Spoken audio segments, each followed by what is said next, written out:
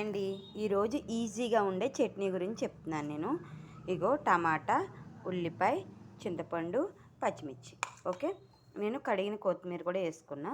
ఇందులో కొంచెం జీలకర్ర కూడా వేసుకుంటున్నా, టేస్ట్కి తగ్గ సాల్ట్. ఇవన్నీ వేసేసుకొని మిక్సీ పట్టుకోవాలి. అస్సలు చట్నీ లాగా ఉంటుంది. పచ్చి ఏం చెట్లేదండి, గుర్తుపెట్టుకోండి, అన్నీ పచ్చివే. చట్నీ చేసి తినండి, టేస్ట్ చాలా బాగుంటుంది. మీకు మిక్సీ పట్టే కూడా చూపిస్తాను.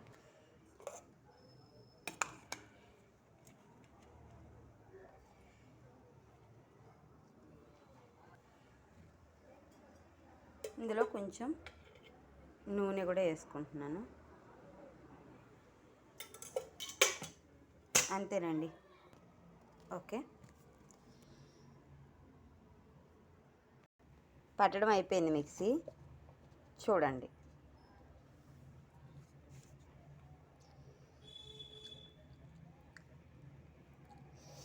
ఇందాక చెప్పా కదా ఇడ్లీ వేస్తున్నానని, ఆ ఇడ్లీలో కాంబినేషన్గా చేసుకున్నా.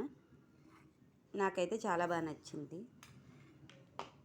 మీరు కూడా చేసుకుని ఎలా ఉందో చెప్పండి. ఓకే, ఇదిగోండి నా టిఫిన్ అయితే తినేస్తున్నా నేను. మీరు కూడా తినేయండి. బాయ్.